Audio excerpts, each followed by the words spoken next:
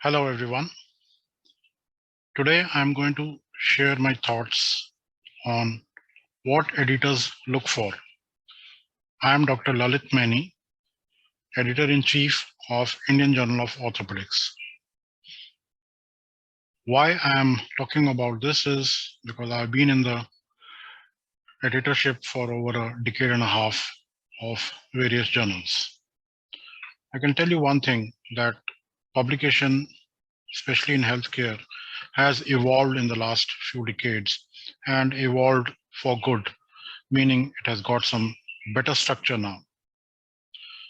So editors, as you can see in the central picture, are not Sadgurus, but they are definitely busy people. They would be spending less time on your manuscript than you yourself would be. They need to handle multiple institutions and people. As you can see, they need to handle the society which runs the journal, the publisher which publishes the journal, definitely the author who is submitting the manuscript, and the reviewers who are helping triage and filter out good science which can be published. So what is the starting point? What does the editor look into? I think the starting point all the time for me is the aims and scope of the journal.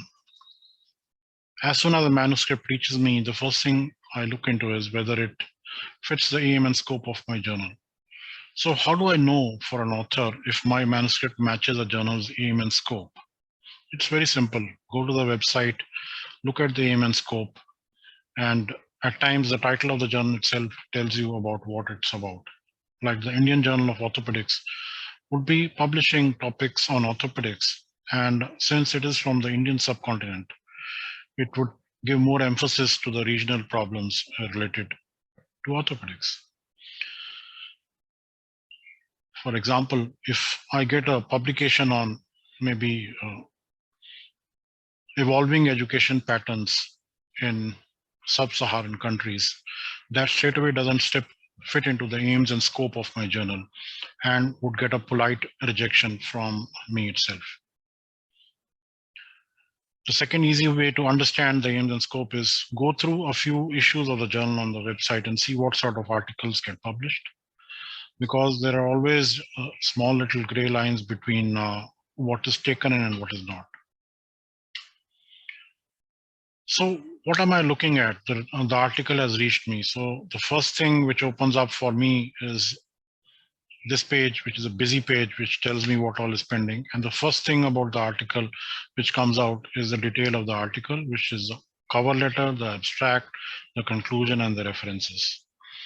So these give me the bird's eye view of what I am looking at, and I'm telling you all are very important because they are the starting point.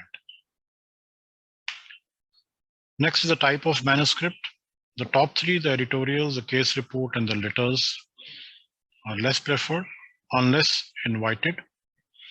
Original articles are one of the most important type of articles which are accepted by scholarly journals like ours. And then the meta-analysis and the systematic reviews. Please be aware that narrative reviews are invariably invited reviews and are generally not accepted unless invited for. So the editor wants to publish good quality science that is of interest to their readers. So the reader is a very, very important part of the whole effort. Know the style of the journal. The easiest way is go to the submission guidelines and look at what is desired and in what format. IMRAD is the most common format which is required in original articles, and you really religiously need to follow the style of the journal. After going through the guidelines, again go through the way the articles are published in the journal. That gives you a further idea on what you're supposed to be writing and how. Develop a healthy attitude towards rejection. I think rejection teaches you a lot. Rejection is actually bringing you closer to the right way of doing things, and it is bringing you towards the correct style as is required for the journal. And then the final thing, which is actually the main essence of the whole publication industry, is the content. Obviously, practice changing content is more welcome than otherwise. Novel research, novel submissions are always welcome. Hot topics, anything that adds to an active research field. At this point of time, COVID is the most active research field. And the editor and the editorial team is always very, very watchful about ethics and ethical issues which could be related to publication. So remember, it is about the significance of a paper against the expectations of a readership, and also at the end of the day, the impact of the journal. So the editor is looking into all these, and then once he's okay with it, he forwards the manuscript for expert handling editors. So I think this is a bird's eye sort of view of what the editor looks into. Thank you very much for your patient hearing.